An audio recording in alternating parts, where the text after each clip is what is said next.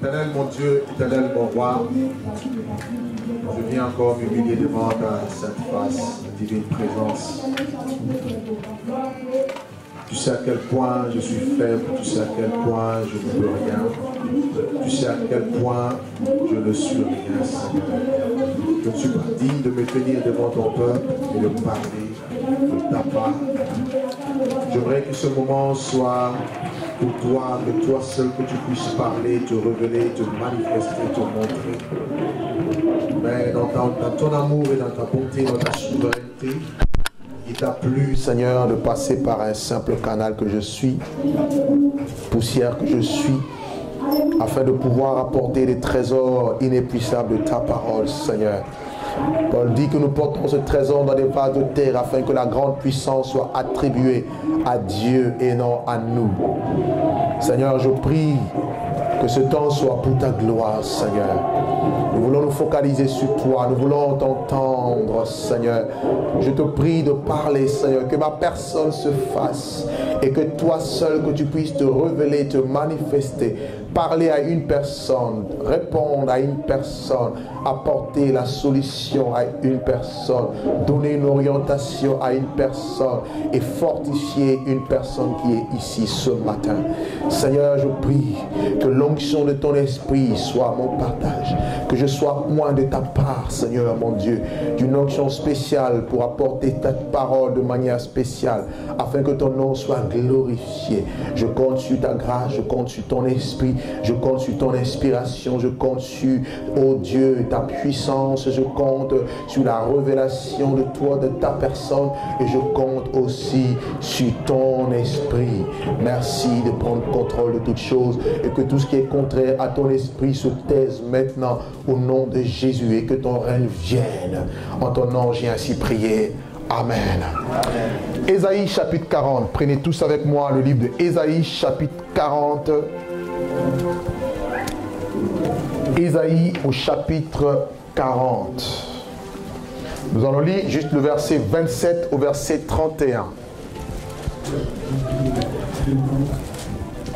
Cette parole est pour moi d'abord et je crois qu'elle est aussi pour quelqu'un ici, selon que l'Esprit de Dieu voudra se révéler à chacun de nous.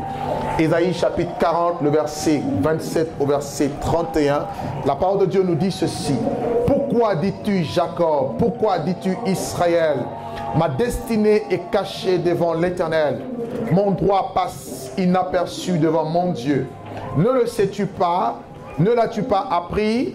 C'est le Dieu de l'éternité, l'Éternel, qui a créé les extrémités de la terre. Il ne se fatigue point et il ne se lasse point.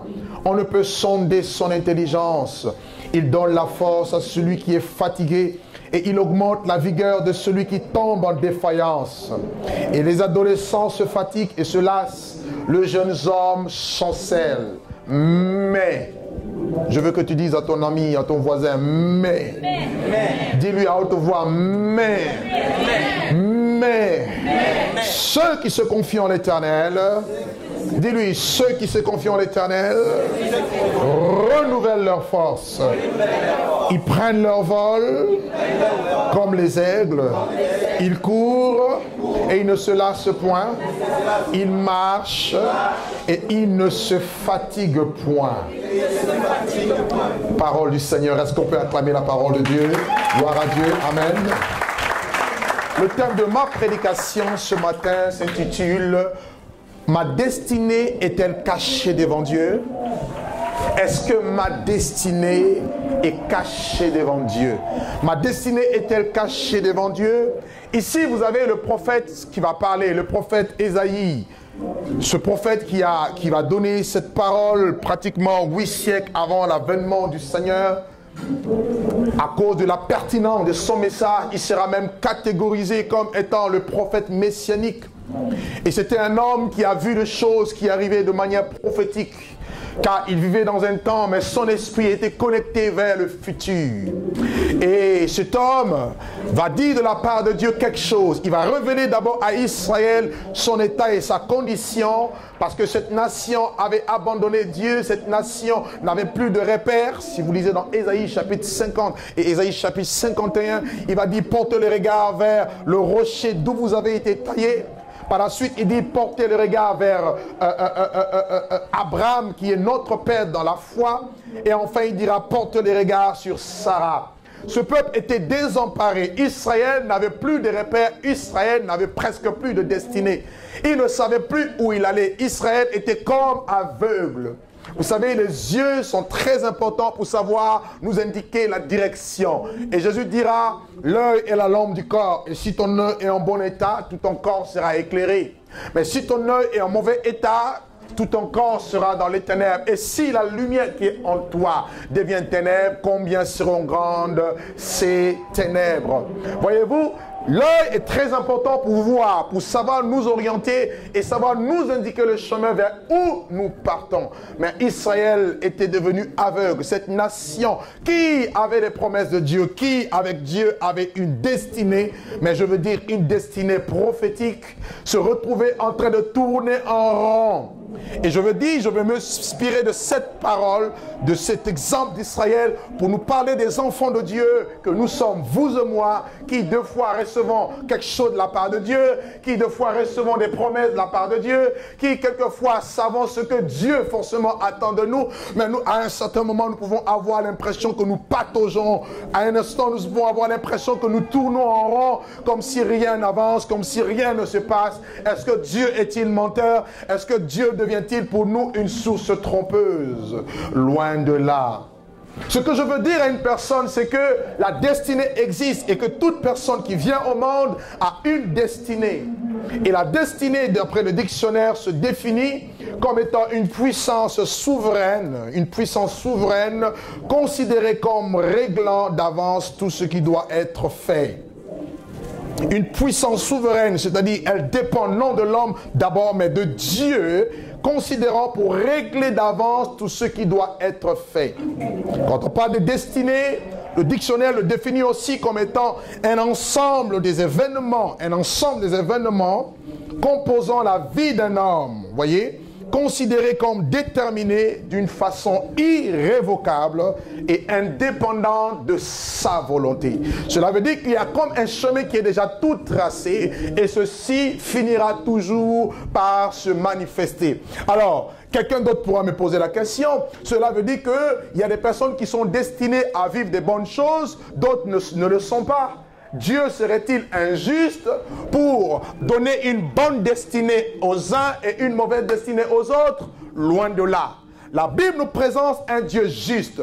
Mais regardez, dans les caractéristiques de Dieu, vous avez aussi cet attribut de Dieu qu'on appelle l'omniscience. Ce qui signifie quoi? Ce qui signifie que Dieu sait toutes choses à l'avance. Dieu sait la condition des uns et des autres. Nous sommes ici rassemblés dans cette assemblée, par exemple. Nous sommes là, mais nous ne connaissons pas ce qui nous attend demain ou dans quelques heures. Mais Dieu, avant même que nous venions ici, savait déjà que nous serions ici à telle heure. Et en sortant d'ici, il sait déjà ce qui va se passer, chose que toi, tu ne sais pas. Donc, il y a des choses qui peuvent arriver. Ce n'est pas que Dieu veut le mal pour les hommes. Mais Dieu sait à l'avance que certaines personnes accepteront d'obéir et d'autres ne l'accepteront pas. C'est pour cela que les destinées sont différentes. Alléluia. Je veux dire à une personne, ma vie ne ressemble pas à ta vie. Et ne te compare pas à moi et ne te compare pas à ton voisin de gauche et de droite, parce que chacun de nous a eu un jour où il est né et chacun de nous aura aussi un jour où il partira. Alléluia. Et je veux dire à une personne que tu dois être conscient que Dieu te connaît.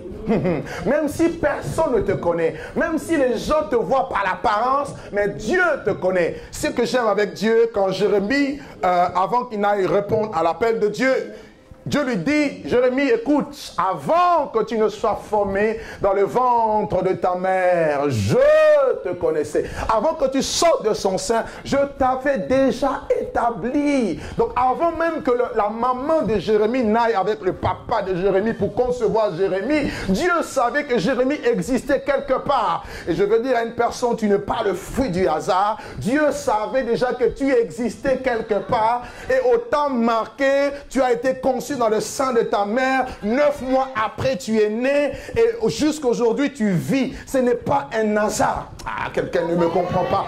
Je veux dire à une personne, si tu vis, c'est Dieu qui l'a voulu. Et comme Dieu a voulu que tu vives, sache aussi et crois aussi que Dieu a un plan pour toi. Dieu a une destinée pour toi. Dieu a un objectif avec toi. Dieu a un but avec toi. Tu n'es pas le produit du hasard. Même si tu es né d'une relation incestueuse. Même si, alléluia, oh mon Dieu. Vous savez, il y a des personnes qui se condamnent, qui se disent, je suis peut-être né d'une femme prostituée. Là n'est pas le problème.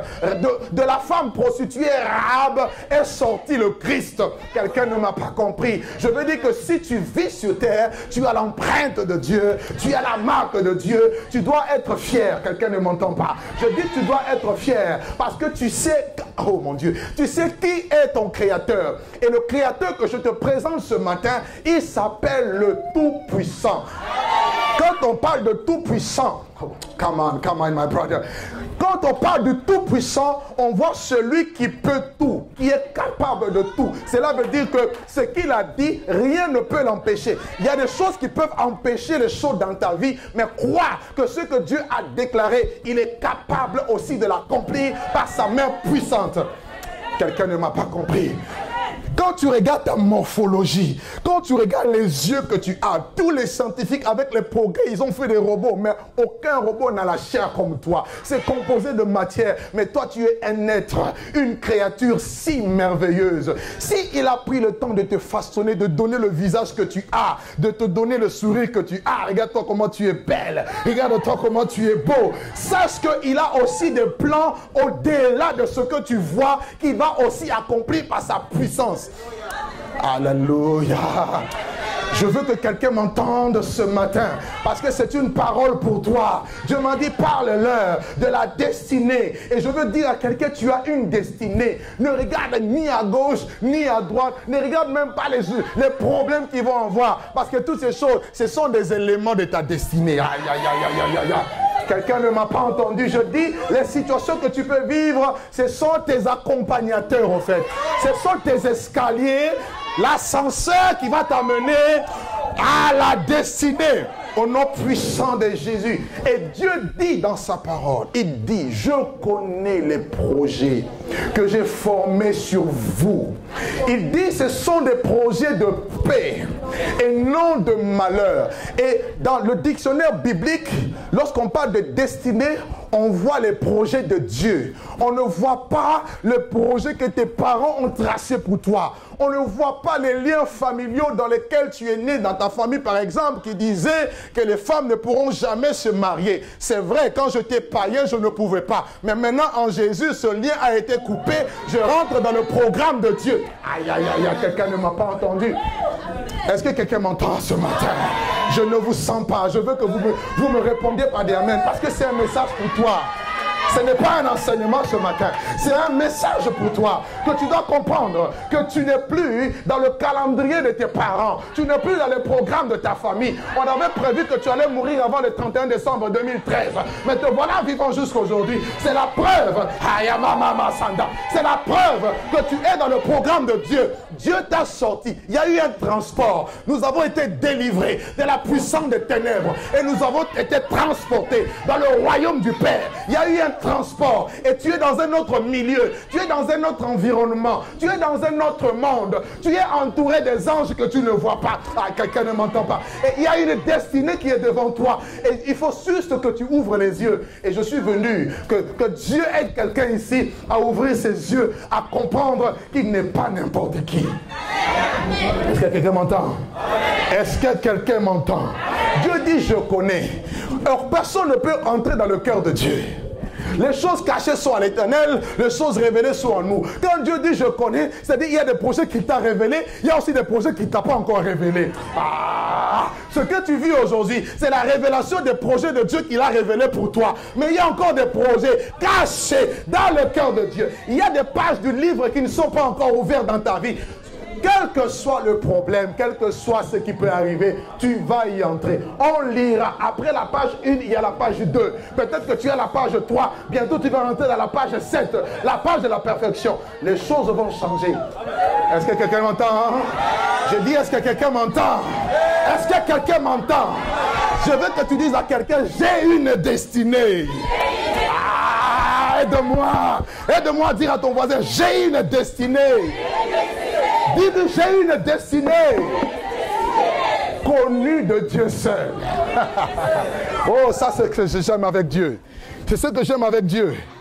Hey, alléluia, alléluia. Oh, glory mana sambro kamana sanda.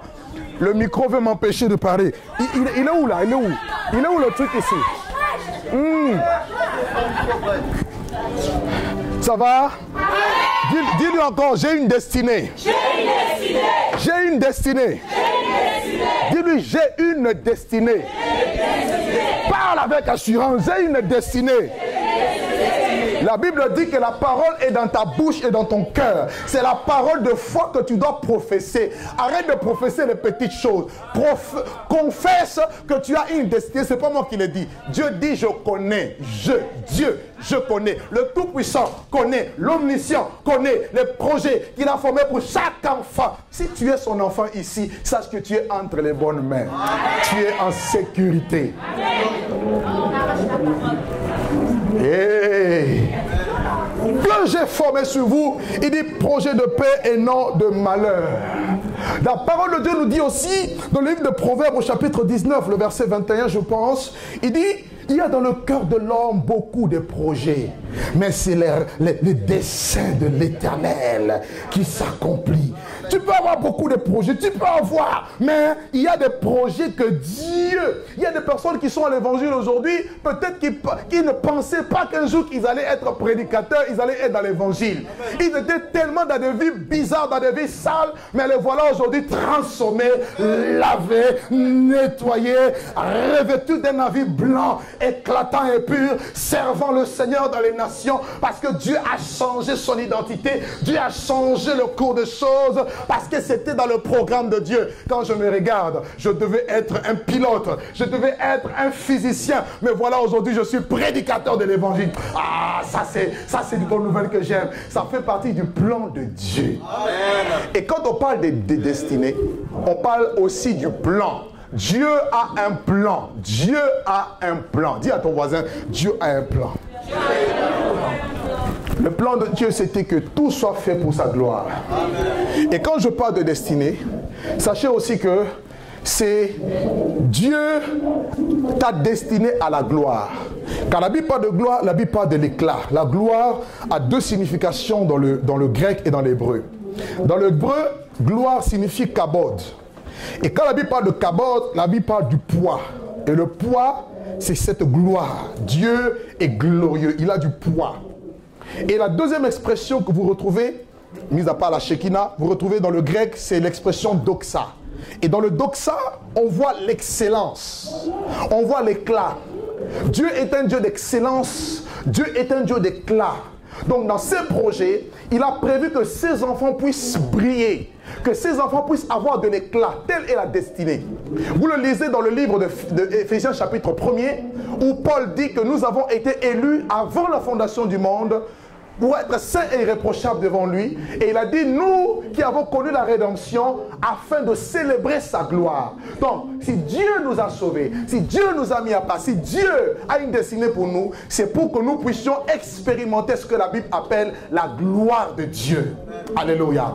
Comprenez, mes bien-aimés, que Dieu fait toutes choses pour sa gloire. Dieu ne veut rien faire pour que toi tu puisses te glorifier ou encore pour donner gloire à Satan ou je ne sais pas à un homme. Il dit dans Ésaïe, je suis l'Éternel, je ne donnerai pas ma gloire à un autre, ni mon honneur aux idoles. Donc tout ce que le Seigneur fait, qu'on soit, c'est pour un but. Et le but de Dieu, c'est que Dieu soit glorifié. Donc dans la destinée, ne cherche pas une gloire vaine, mais cherche à ce que Dieu soit glorifié dans ta vie. Et tel était le plan de Dieu quand il a créé Adam, le premier homme. Il dit, créons l'homme à notre image, selon notre ressemblance qu'il domine. Dieu trace déjà son plan. Dieu lui communique sa vision, sa pensée. Et ces choses ne vont pas arriver à se manifester à cause de ce qu'on appelle le péché, la désobéissance. Et c'est la désobéissance qui a mis un terme. Pourquoi? Parce que dans la destinée, il y a deux choses. Vous devez comprendre, il y a ce que Dieu a prévu, mais vous avez aussi le choix de l'homme. Parce que Dieu a créé l'homme avec une volonté, et ta volonté est souveraine. Cela veut dire quoi? Cela veut dire que Dieu n'ira jamais à l'encontre de ta volonté. Il t'a donné ce qu'on appelle le libre arbitre. Avec le libre arbitre, tu prends la décision d'accepter les choses, tout comme de refuser les choses. Il dit dans Deutéronome 30, le verset 19, « Voici, je mets devant toi deux chemins, deux choses, la vie et la mort, la bénédiction et la malédiction. » Mais il dit, choisis la vie afin que tu vives. Donc, nous avons chaque homme a devant lui deux chemins, deux destinées. Mais le choix t'appartient. Il dit, choisis la vie. Dieu te parle aujourd'hui. Il dit, choisis la vie. Peut-être que tu es sur un mauvais chemin. Peut-être que tu es sur un chemin. Telle voie paraît droite. Mais son issue, c'est la voie de la mort. Mais Dieu t'interpelle aujourd'hui pour que tu reviennes à lui, pour que tu choisisses la vie. Parce que ton choix va déterminer ta destinée. Alléluia. Adam et Ève ont choisi de désobéir à Dieu. La parole de Dieu nous dit qu'ils ont connu la mort. Dieu les a chassés du jardin et c'était fini. Et ils ont perdu la gloire de Dieu. Voilà pourquoi, à cause de l'humanité entière a été entraînée dans le chaos, dans la mort, dans la malédiction, dans les maladies, les guerres. Toutes les mauvaises choses que vous voyez aujourd'hui sévir l'humanité. Parce qu'il y a des personnes qui disent, mais si Dieu existe, si Dieu est bon, pourquoi tant de guerres? Pourquoi tant de maladies? Pourquoi ces problèmes nous arrivent? Le problème n'est pas au niveau de Dieu. Le problème, c'est au niveau des hommes. Le problème, c'est au niveau de la désobéissance. La raison pour laquelle la parole de Dieu nous enseigne que Dieu avait renfermé la désobéissance dans Adam afin d'envoyer le dernier Adam pour manifester sa justice, de sorte que nous, par l'obéissance, nous accédions à la justice de Dieu. Amen. Donc il y a toujours une solution. Le problème, ce n'est pas ce qu'on a subi hier. Le problème, c'est que le programme dans ta vie peut être changé. La destinée, tu peux changer ta destinée. C'est toi-même qui peux décider ce que tu veux être demain, bien sûr avec Dieu. Amen. Dieu nous donne d'abord la vie éternelle. Dieu nous donne ensuite d'exceller dans beaucoup de choses. Mais c'est d'abord un problème de choix. Un problème de choix. Quel choix as-tu fait? Le choix de suivre Dieu ou le choix de faire sa propre volonté? Je fais ce que je veux. Je vais où je veux. Toutes ces choses vont influencer ta destinée. Et mes frères, par la suite, après la chute d'Adam et Ève, l'humanité entière va connaître ce qu'on appelle... l'humanité va se réunir à Babel sous l'égide du roi Némorod pour construire une tour et une ville dont le sommet toucherait au ciel. Babylone la grande, l'orgueil de l'homme qui a voulu monter pour défier Dieu. Et Dieu, depuis le royaume des cieux, dit, descendons et là, confondons leur langage. Dieu est descendu et il a confondu leur langage à Babel. Et à partir de là, frère, l'humanité a été comme désemparée. Dans ce milieu de confusion, dans ce milieu de ténèbres, dans ce milieu de chaos, de tohu-bohu, voyez, Dieu choisit un homme, suivez très bien. Dieu choisit un homme du nom d'Abraham. Il le tire de Babylone, de la Mésopotamie. Regardez ce que Dieu va faire. Dieu va lui donner une chose, la promesse. Dieu va lui donner la promesse. Et quand Dieu veut vous donner une bonne destinée, la première chose que Dieu fait, il vous donne d'abord une promesse. Alléluia. Amen. Alléluia. Allez rapidement avec moi. Regardez Ésaïe. Allez dans Genèse au chapitre 12, le verset 2 à 3. Genèse au chapitre 12, le verset, on peut même lire à partir du premier verset. La Bible dit, l'Éternel dit à Abraham, va-t'en de ton pays, de ta patrie, de la maison de ton père et dans le pays que je te montrerai. Je ferai de toi une grande nation. Je te bénirai et je rendrai ton nom grand. Et tu seras une source de bénédiction. Je bénirai ceux qui te béniront et je maudirai ceux qui te maudiront. Et toutes les familles de la terre seront bénies en toi. Voyez, ici Dieu le sort et Dieu lui donne une promesse. Dieu lui donne une parole. Et cette parole, c'est ça qui va tracer la destinée d'Abraham. Regardez, vous ne pouvez pas entrer dans la destinée de Dieu tant que vous n'avez pas une parole venant de Dieu, une parole révélée que Dieu vous donne. C'est à partir de cette parole que vous devez vous appuyer, parce que Dieu prend toujours appui sur sa parole pour agir et se manifester. Dieu donne la parole ici à Abraham. Abraham reçoit la promesse, mais il fallait une condition. La condition, c'est que Abraham devait croire. Vous savez, quand Dieu parle, cela peut paraître comme de la folie. Dieu, quand il veut te parler, il ne regarde pas ta condition. Amen. Il ne regarde pas ce que tu es aujourd'hui. Dieu voit ce que tu seras. La raison pour laquelle n'accepte personne de te condamner, de te juger à cause de ton présent. Mon présent n'a rien à voir avec mon futur. Quelqu'un m'entend? Mon présent n'a rien à voir avec mon éternité. Quand Dieu dit à Abraham, je te bénirai, je rendrai ton nom grand. Tu seras une source de bénédiction. Je bénirai ta postérité. La Bible dit, pendant ce temps-là, Abraham était stérile. Abraham n'était pas en âge d'avoir d'enfant. Sarai non plus.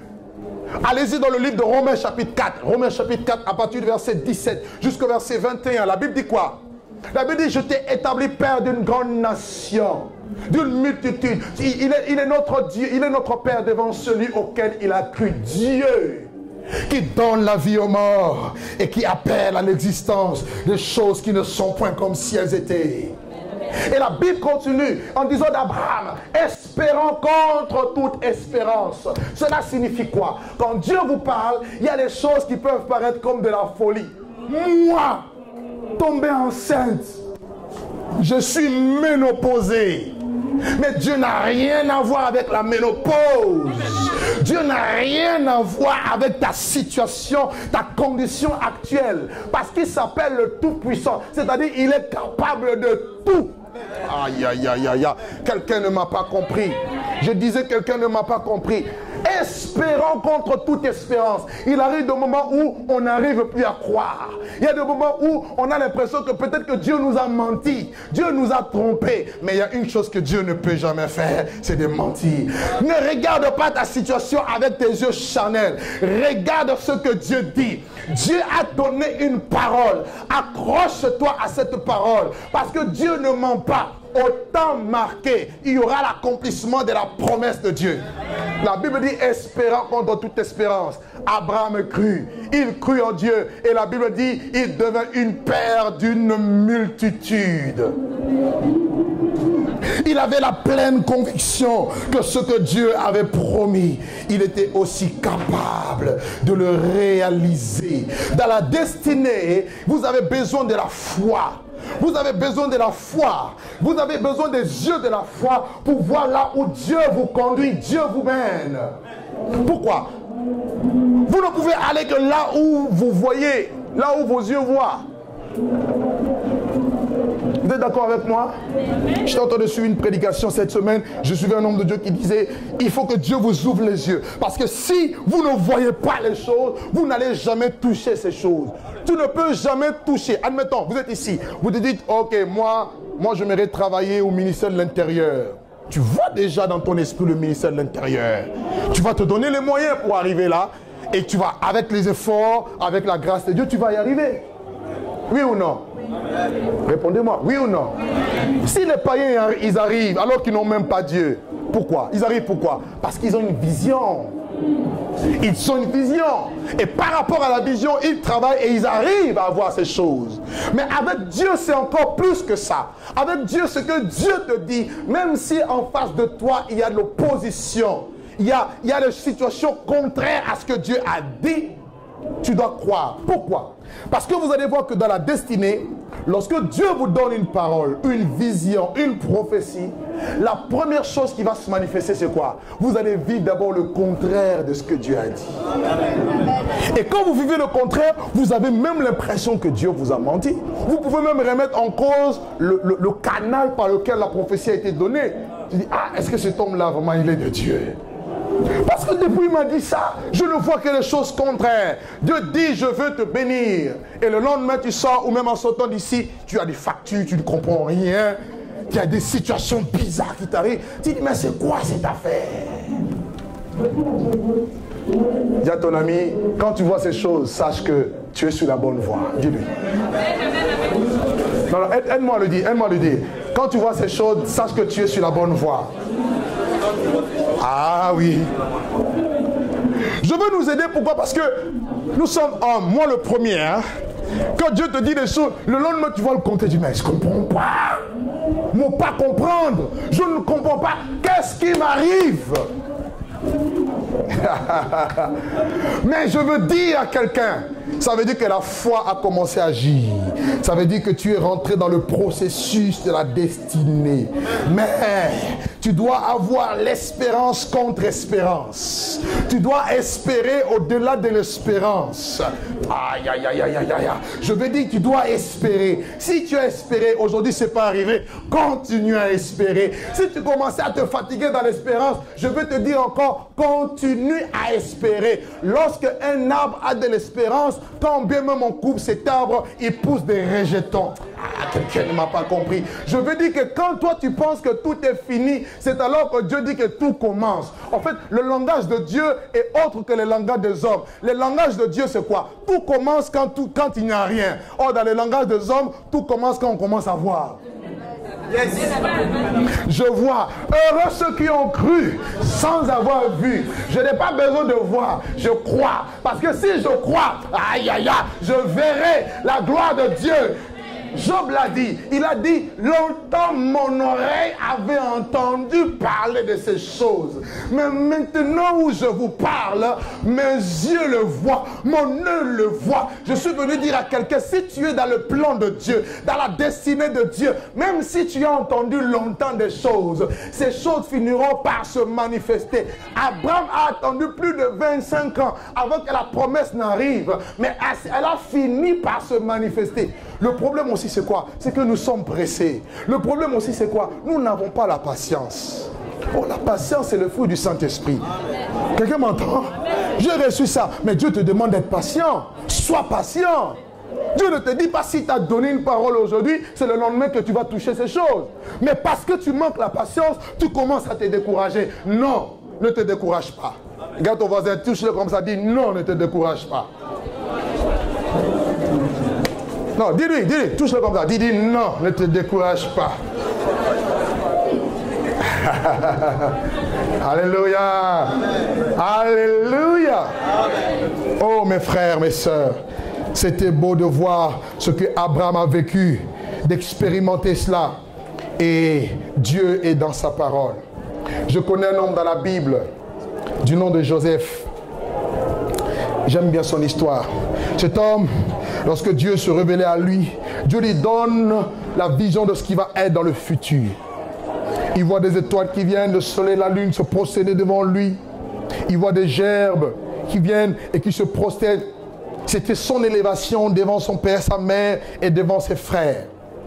Mais regardez, vous allez voir que avant qu'il entre dans ces choses, lorsqu'il va parler de sa destinée, cela va susciter la jalousie, la haine. Il y a des choses aussi, je vous donne conseil en tant que chrétien. Tout n'est pas bon à dire. Tout n'est pas bon à dire. Ah, Dieu m'a montré qu'il va faire ça avec moi. Mais tu te crées des jaloux aussi. Non, moi j'aurai la plus grosse entreprise, je serai ceci. Ah bon? Tu t'attires aussi des problèmes pour rien. Il y a des choses que vous devez dire, il y a des choses que vous devez garder pour vous-même. C'était ça l'erreur de Joseph. Joseph a parlé de ces choses et cela a amené la haine, la jalousie dans le cœur de ses frères. Vous savez, l'homme en général est jaloux. L'homme est jaloux. L'homme n'aime pas voir les autres réussir. Il aime d'abord lui être au top pour supporter que les autres aussi soient au top. Vous voulez savoir que l'homme est jaloux? Quand on commence à vanter un frère, le frère Timothée, quand il prêche, je sens l'onction monter en moi. Oh oui, mais c'est vrai, mais bon, il a aussi beaucoup de défauts. Hein? Dis à ton ami jaloux. Dis-lui jaloux. Ça, ce sont les signes. Quelqu'un commence à monter un peu. Tu cherches quelque chose pour le scier. Alors que l'amour veut qu'on parle de toi. Mais je te bénis. Je prie pour toi. Je t'aide à monter encore plus.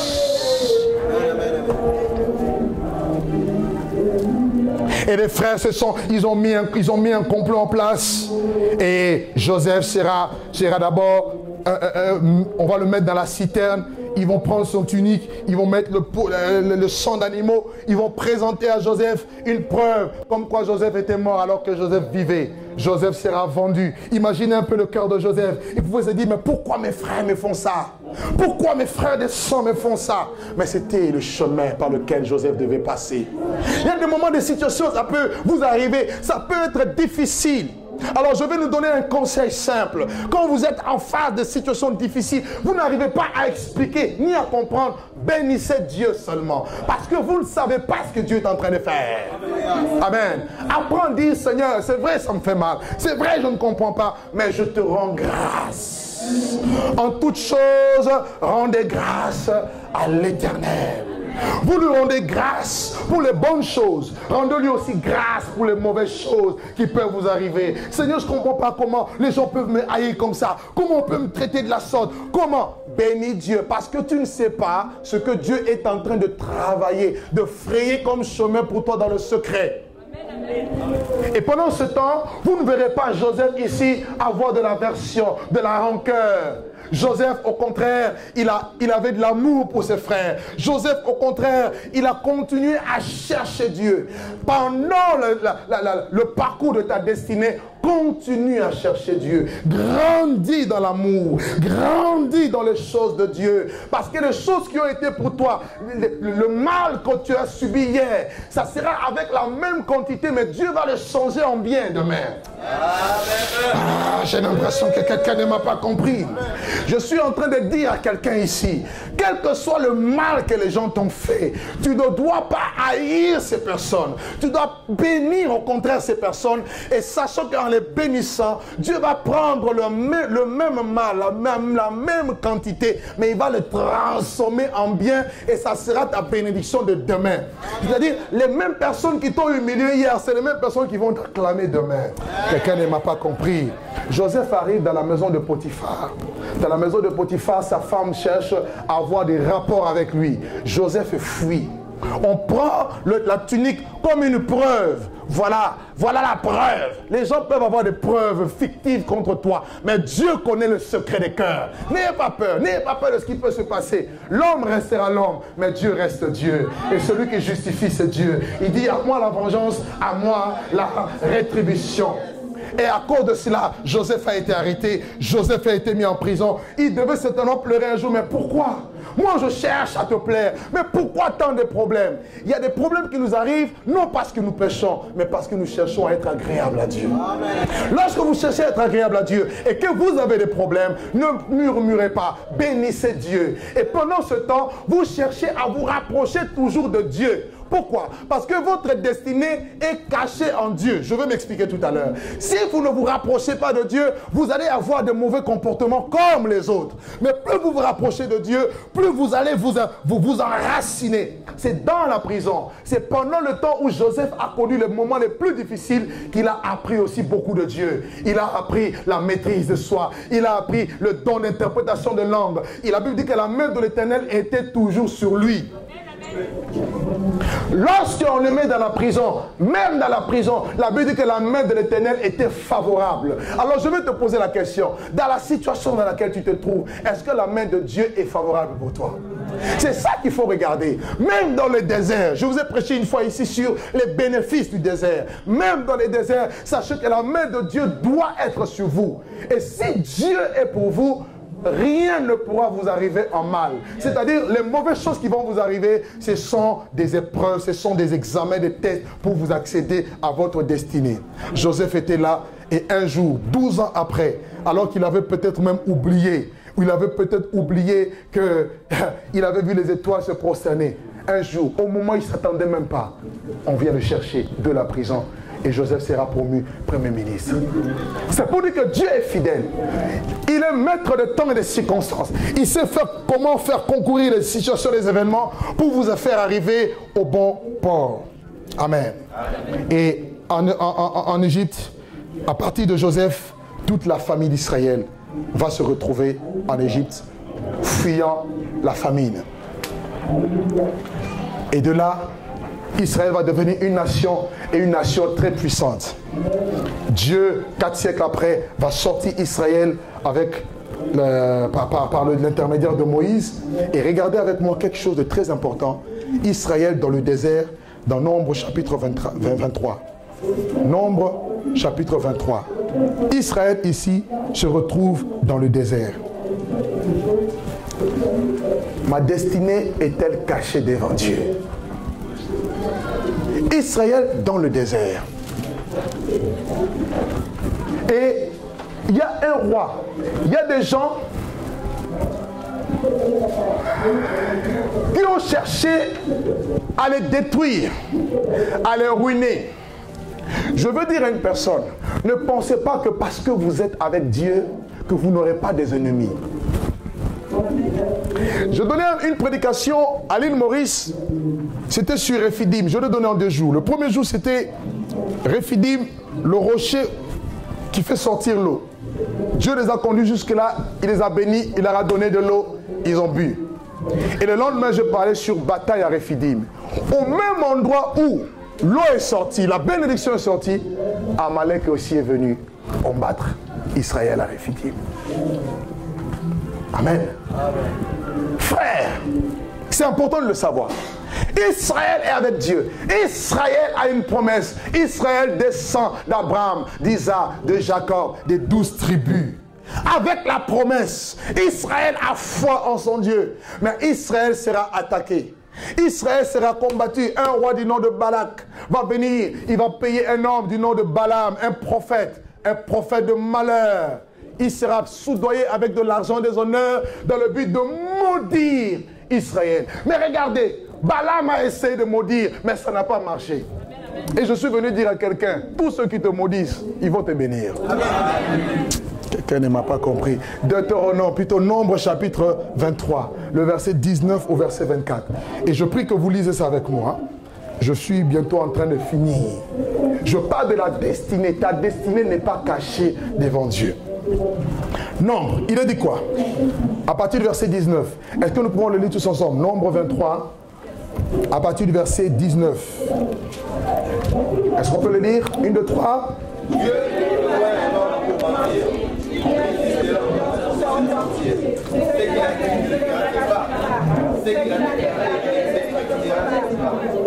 Voici, j'ai reçu l'ordre de bénir, et je le bénis, et ne révoquerai point. Il n'aperçoit point d'iniquité en Jacob. Ne voit pas d'injustice en Israël. L'Éternel, son Dieu, est avec lui. Il est son roi, l'objet de son allégresse. Dieu les a fait sortir d'Égypte. Il est pour eux comme, suivez bien, il est pour eux comme la vigueur du buffle. Verset 23. L'enchantement ne peut rien contre Jacob, ni la divination contre Israël. Au temps marqué, il sera dit à Jacob et à Israël, quelle est l'œuvre de l'Éternel? C'est un peuple qui se lève comme une lionne, qui se dresse comme un lion. Il ne se couche point jusqu'à ce qu'il ait dévoré la proie et qu'il ait bu le sang des blessés. Alléluia. Amen. Regardez ici. Au moment où Balak s'attendait à ce que Balaam puisse maudire Israël, Balaam, le faux prophète, il reçoit l'ordre de Dieu. Et Dieu lui dit de dire à Balak, le roi, Dieu n'est pas un homme pour mentir. Cela signifie quoi? Cela signifie que la parole de Dieu et la promesse de Dieu, elle est véridique, elle est authentique. Dieu ne se retournera pas de ce qu'il a dit. Est-ce que vous me suivez? Amen. Si Dieu vous a donné une parole, croyez-le, parce que ce n'est pas moi qui le dis, c'est la Bible qui le dit. La Bible dit Dieu n'est pas un homme pour mentir. Dieu ne peut jamais mentir. 2, il n'est pas un fils de l'homme pour se repentir. Ce qu'il a dit ne le fera pas, il ne l'exécutera pas. Qu'est-ce que Dieu avait dit à Israël? Israël serait le premier-né. Israël serait la première de toutes les nations. Il avait donné une promesse, il dit, l'Éternel, il dit, tout lieu que foulera la plante de votre pied, je vous le donnerai en possession. Israël a la promesse qu'aucune nation ne pourra la détruire à cause de son obéissance à Dieu et du choix de Dieu. C'était ça sa destinée. Comment maintenant le roi Balak peut se lever pour vouloir maudire Israël? Ce n'est pas possible. Et il continue. Il dit, voici, j'ai reçu l'ordre de bénir, et il a béni, je ne le révoquerai point. L'ennemi voulait maudire Israël, mais Dieu a déposé dans la bouche de l'ennemi la bénédiction pour Israël. Quand l'Éternel approuve les voies d'un homme, dit la Bible, il dispose à son égard favorablement, même ses ennemis. Est-ce que tu m'entends? À cause de la destinée, Dieu va permettre à ce que même tes ennemis te bénissent. Et il continue en disant, c'est-à-dire Dieu, n'aperçoit point d'iniquité en Jacob et il ne voit point d'injustice en Israël. Voilà les deux choses. Mes frères, si vous voulez être dans la destinée de Dieu, deux choses à éviter. Évitez l'iniquité. Évitez de vivre dans l'iniquité. Évitez de vivre dans le péché. Le péché va empêcher la destinée de Dieu de se réaliser dans votre vie. Quel que soit le péché. Si ici, Balaam a prophétisé sur Israël, c'est parce que Israël, il a scruté, il a scanné Israël. Il n'y avait point de péché en Israël. Dieu soutient les personnes, les hommes qui sont justes. Dans le livre de Job, au chapitre 18, la Bible nous dit que tous les méchants n'ont pas de destinée devant Dieu. Si tu ne peux pas avoir une destinée devant Dieu, pratique la méchanceté. Vis dans la méchanceté. Tu ne verras pas la faveur de Dieu dans ta vie. Il dit, je n'aperçois pas d'iniquité. Deuxièmement, il n'y a point d'injustice en lui. Et quand vous marchez dans la vérité, dans l'équité, et vous marchez dans la justice, Dieu vous soutient. La Bible dit que le trône de Dieu est bâti sur l'équité et sur la justice. Quand vous avez ces deux vertus, vous êtes sûr que Dieu est de votre côté. Vous n'avez pas besoin de trembler. Ce n'est pas parce que tu tombes sous l'onction que Dieu est avec toi. C'est faux. Dieu est avec toi parce que tu marches sous ses principes de base. Dieu est avec toi parce que tu vis dans la justice. Dieu est avec toi parce que tu vis dans la vérité et tu fuis le péché. Tu peux faire des miracles et être dans le péché. Jésus l'a dit, il y a des gens qui me diront, n'avons-nous pas prophétisé, chassé les démons, guéri les malades? Il dira, retirez-vous de moi, vous tous qui commettez l'iniquité. Mais pour que Dieu soit avec vous, que Dieu soit de votre côté, vous devez avoir ces choses. Et Balaam continue en disant, il dit, par la suite, il dit, l'Éternel est son Dieu. Est-ce que Dieu est ton Dieu? Est-ce que Dieu est réellement ton Dieu? Amen. Il est son roi, l'objet de son allégresse. Il est son roi, il est son Seigneur. Il est l'objet de son allégresse, l'objet de sa gloire. Et parce que Dieu est son Dieu, il dit au verset 22, il dit, Dieu les a fait sortir d'Égypte. Dieu les a délivrés et il est pour eux la vigueur du buffle. Notez bien le mot là, l'expression, la vigueur du buffle. Pourquoi, en parlant de destinée, la Bible ici fait référence à la vigueur du buffle? Est-ce que tout le monde suit avec moi? Pourquoi? Ici nous parlons de la destinée. Hein? Je vous ai donné le texte de base dans Ésaïe chapitre 40, le verset 27 au verset 31. Pourquoi ma destinée? Ma destinée est-elle cachée aux yeux de Dieu? Et mon droit passe-t-il inaperçu? Dieu dit, ne l'as-tu pas su? Ne l'as-tu pas connu? C'est moi qui ai fait les extrémités des cieux. Et par la suite, il dit, les jeunes hommes chancellent. Pourquoi? Parce que si vous n'avez pas la force du buffle, vous n'entrerez pas dans votre destinée. Qu'est-ce qu'il me raconte? Notez-le bien. si vous n'avez pas la force du buffle, vous n'entrerez pas dans votre destinée. Parce qu'il y a des ennemis qui vont se lever et face à ces ennemis, tu as besoin d'avoir la force du buffle. Gardez ce passage. Allez avec moi dans le livre de Psaume au chapitre 92. Psaume au chapitre 92. Hein? Le verset 8 au verset 11. Psaume 92, verset 8 au verset 11. La Bible dit, si les méchants croissent comme l'herbe, si tous ceux qui font le mal fleurissent, c'est pour être détruits à jamais. Je m'arrête un peu là. Un problème que les chrétiens rencontrent souvent, c'est quoi? C'est le problème de la prospérité des méchants. Nous avons l'impression que Dieu ne nous rend pas prospères, mais c'est au contraire ceux qui font le mal qui sont prospères. Vrai ou faux? Vrai ou faux? C'est les gens peut-être qui ne prient pas, qui ont moins de problèmes que nous. Hein? C'est peut-être les gens... La réponse est là. Ceux qui font le mal, les méchants, ils croissent comme l'herbe. Et leur croissance est rapide. En un jour, clac! Tu vois, il sort à peine, il vient à peine avoir son diplôme, alors qu'il est dans une loge maçonnique. Aussitôt, il a une maison, il a un 4x4 Jeep, compte en banque, il fait des voyages. Tu dis, hé, Jésus, c'est la pauvreté ou quoi? Non. Jésus, il faut attendre. Je donne souvent l'exemple du champ de maïs et du champ de cacao. Le champ de maïs, le rendement est rapide, mais ça finit vite. Dans le champ de cacao, il faut attendre. Mais quand tu as le rendement, quelqu'un ne m'a pas compris. Alléluia! Les méchants, ils croissent vite. Tu as l'impression que Dieu ne les voit pas. Tout ce qu'il faut, ça réussit. Ça marche. Ça marche.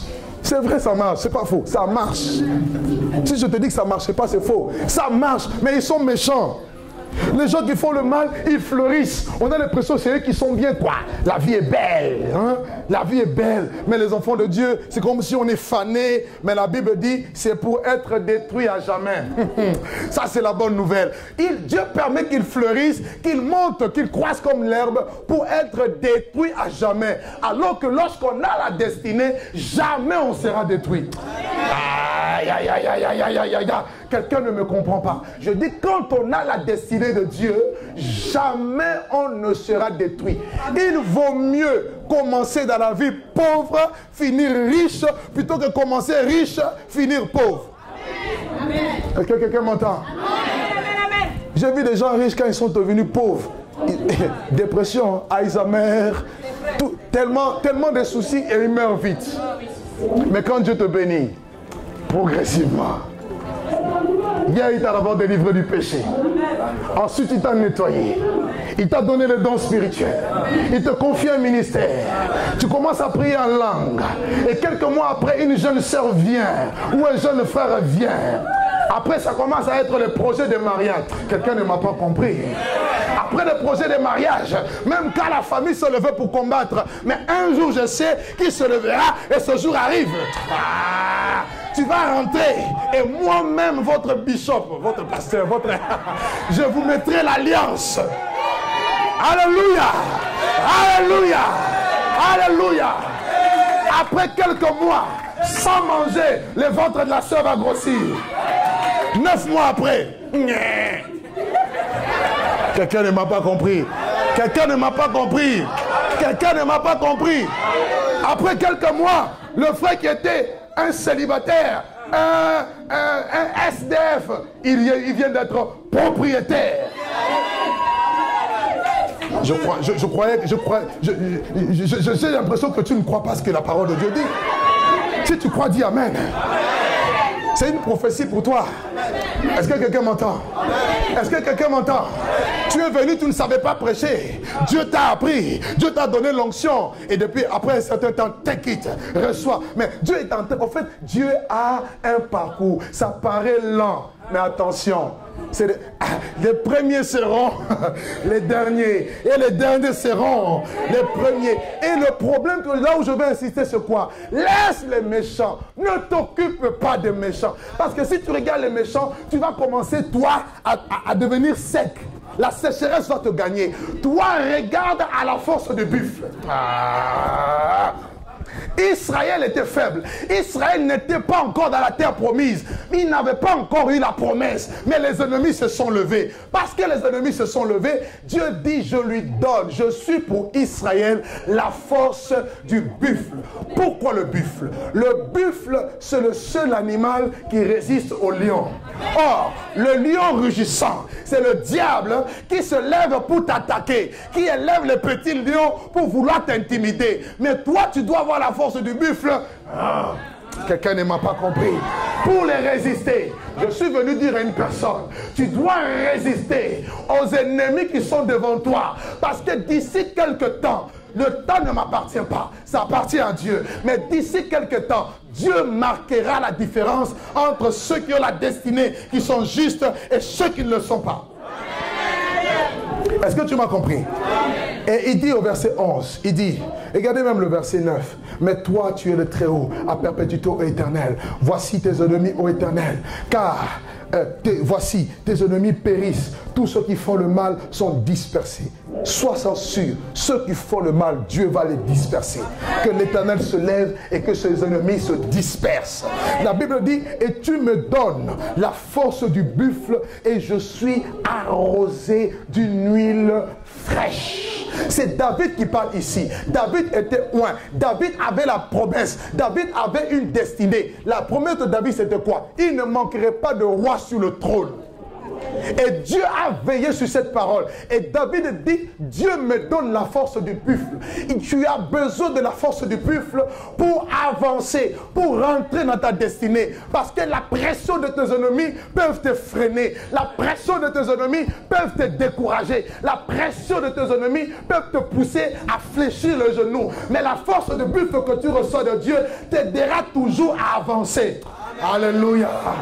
Est-ce que tu m'entends? Est-ce que tu m'entends?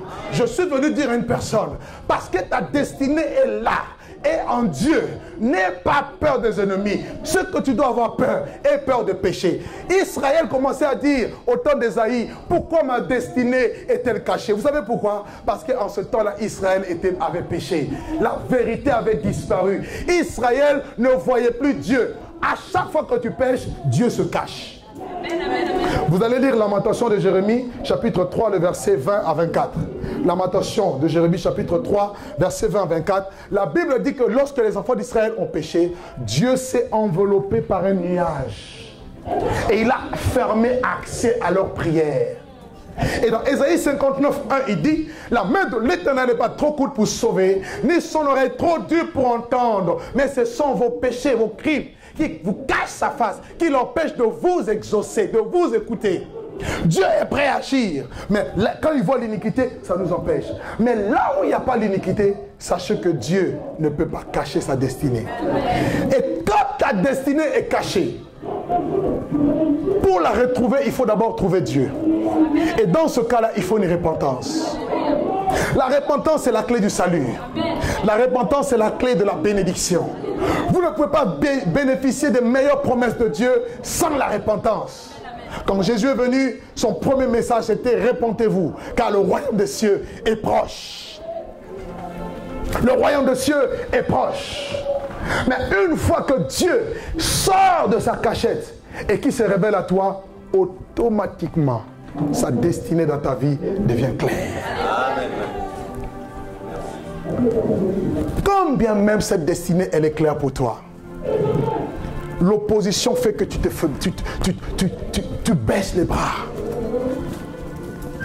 Ça arrive très souvent aux chrétiens de se décourager, de se fatiguer, de te dire, ah, est-ce que vraiment Dieu est là? Est-ce que dans cette affaire-là, est-ce que cette affaire-là, c'est sérieux? Est-ce que c'est vraiment le mari que Dieu m'a donné? Est-ce que c'est vraiment la femme que Dieu m'a donnée? Est-ce que c'est vraiment là où je dois être? Est-ce que ça nous arrive toujours? Est-ce que c'est vraiment Dieu qui me demande de faire ce que je fais? Est-ce que c'est lui qui m'a appelé? Ça arrive. Mais si tu te laisses absorber par le est-ce que, tous ces ennemis qui vont se lever pour tuer ta foi, ton obéissance, tu vas te décourager. La raison pour laquelle il dit, les jeunes gens se découragent. Alors que quand on parle de la jeunesse, on voit la vigueur. La jeunesse est l'image de la force. Mais il arrive quand même que le jeune se décourage. Et là, Esaïe dit quoi? Il dit le jeune se décourage. Les adolescents se lassent. Mais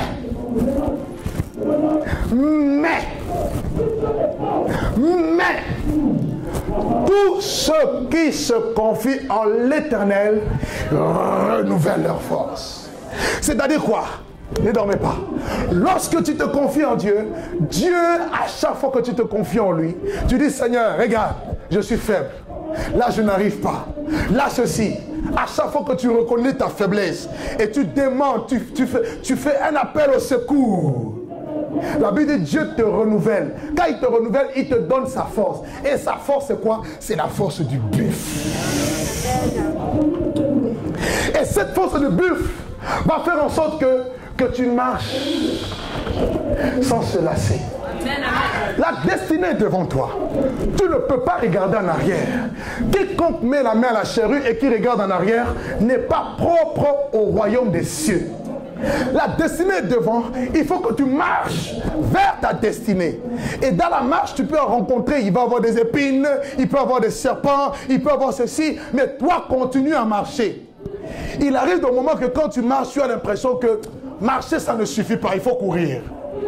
Vous n'êtes pas d'accord avec moi? La vie chrétienne, ce n'est pas seulement une marche, c'est aussi une course. Quand on court, on ne marche pas. Marcher, c'est... N'est-ce pas? Tu peux prendre ton temps de regarder à gauche, à droite, le paysage. Mais quand tu marches, tu vois que les choses n'avancent pas. Augmente de vitesse. Aïe, aïe, aïe, aïe, aïe, aïe, aïe, aïe. Quelqu'un ne comprend pas mon langage. Je suis venu dire à quelqu'un, lorsque tu marches, tu vois que les choses ne semblent pas. Essaie de voir qu'est-ce qui peut t'empêcher. Commence à courir. Augmente le speed. Cours. Cours. Vers le but. Mais il peut aussi arriver que quand tu cours, rien. Marcher et courir, ça veut dire que tu es encore sur terre. Est-ce que quelqu'un m'entend? Quelqu'un qui marche et quelqu'un qui court, vos pieds touchent le sol. Vous êtes encore sur terre. Il y a des choses, mes frères, que vous n'allez jamais avoir tant que vous serez dans la dimension terrestre. Tant que tu vas marcher, tant que tu vas courir, il va y avoir des choses qui peuvent vous rattraper. Je connais un homme dans la Bible, Élie. Lorsque la pluie devait tomber, la Bible dit qu'il va dire à Akab, monte sur le char, cours à Jezreel. À Jezreel, Jezreel signifie possession de Dieu. Alors qu'Akab était monté sur le char et courait vers Jezreel, la Bible dit qu'Élie a couru avec ses deux pieds. Entre celui qui était sur le char, Élie est arrivé avant celui qui était sur le char. Quelqu'un ne m'a pas compris. Élie était avec les deux pieds. Akab était sur un char. Akab court vers Jezreel. Il est parti en avant. Mais Élie était à pied. Il est parti après. Mais celui qui a couru avec les pieds est arrivé avant celui qui était sur le char. Tout dépend de la force que Dieu te donne. Mais il y a des choses, quand tu n'arrives plus à courir, à marcher, essaye maintenant de prendre le vol. Dieu dit, si vous vous confiez en moi, vous allez prendre des vols comme de l'aigle. Cela signifie quoi? Un homme ne vole pas. Nous n'avons pas d'ailes. Cela veut dire que Dieu va te faire pousser d'ailes. Dieu, il y a des ailes qui vont pousser en toi, qui vont faire en sorte que tu voles. Et quand plus tu te confies en Dieu, plus tu es dans l'intimité avec Dieu, Dieu te montrera quelle vitesse il faut adopter face à tel problème. Il y a des problèmes, ça ne sert à rien d'être un aigle, soit un piéton. Il y a d'autres choses, il faut courir. Mais il y a aussi des dimensions. Quand ça ne va pas, essaye de monter. Dieu va te donner les ailes d'aigle pour que tu montes. Et quand on parle de monter, c'est aller dans la sphère céleste.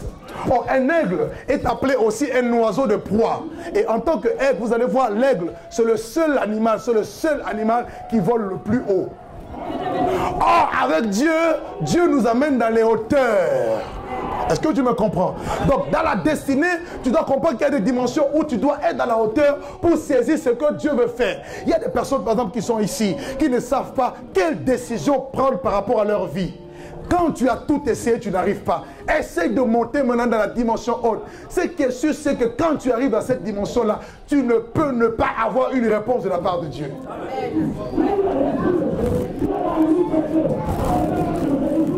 Alléluia. Amen. Alléluia. Amen. Moi, je dis à Dieu, je veux monter. Je veux être un aigle. Dieu te dit qu'il va faire de toi un aigle. Tu vas monter là dans les hauteurs. Tu vas voir avant que même tes ennemis puissent te voir. Toi, tu les as déjà vus. L'aigle a une vue perçante.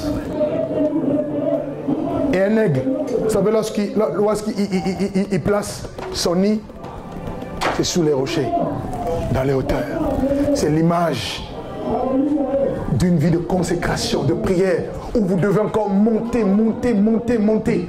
Parce que votre destinée dépend de ce que vous voyez. Oh, il y a des choses que Dieu va vous faire voir que quand vous êtes seul à seul avec lui. Amen. Ta destinée, ce n'est pas quand un homme de Dieu vient, oui, je vois ça, il prophétise, il prophétise. Toi-même, qu'est-ce que tu as vu de toi? Qu'est-ce que Dieu t'a dit de toi? Qu'est-ce que Dieu t'a dit de toi? Comment est-ce que tu vois ta vie? Telle est la question que Dieu me demande de te poser aujourd'hui. Sinon, tu perdras ton temps. Moi, je sais en qui je crie. Et dans Psaume 31, David dit, prenez avec moi Psaume 31. Le verset 16. Et ensuite, nous allons prier. David dit, mes destinées sont dans ta main.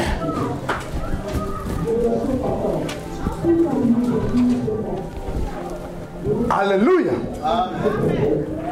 David dit, mes destinées ne sont pas dans la main d'un homme, dans ta main. Dans la main de Dieu comme ça.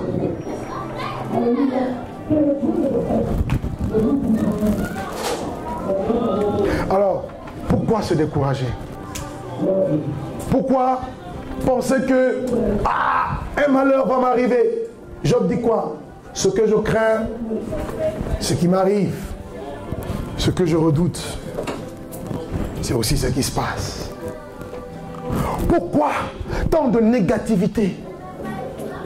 Pourquoi être péjoratif? Quand on veut parler de bonnes choses, non, toi ton langage est toujours négatif. C'est normal. Tu cultives le négatif, tu récolteras le négatif. Alléluia. Amen. Moi, ma destinée n'est pas cachée. Parce que je ne vis pas dans le péché. Amen. Et toi? Est-ce que tu sais ce que Dieu attend de toi? Est-ce que tu sais ce que Dieu veut faire avec toi? Est-ce que tu le sais?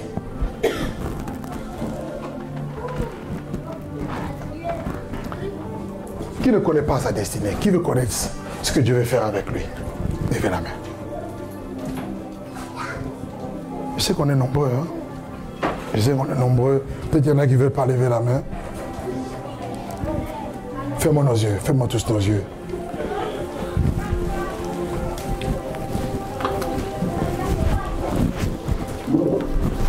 Oh Jésus de Nazareth.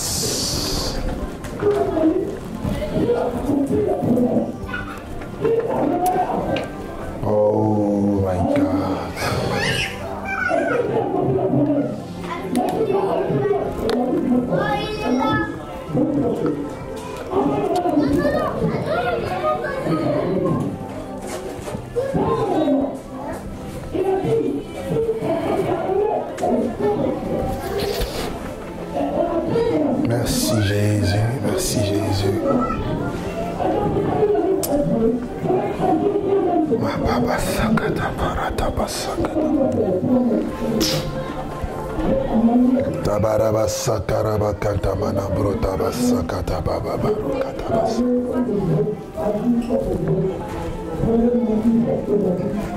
Pourquoi pleures-tu?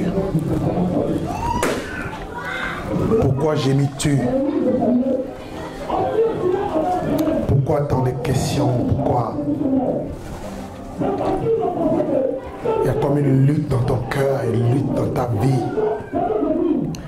Tu n'arrives pas à prendre ce que Dieu a pour toi. Tu me montres ici une personne. À chaque fois que tu as l'impression que le moment arrive pour toi de prendre possession de ce que Dieu t'a promis, la chose t'échappe.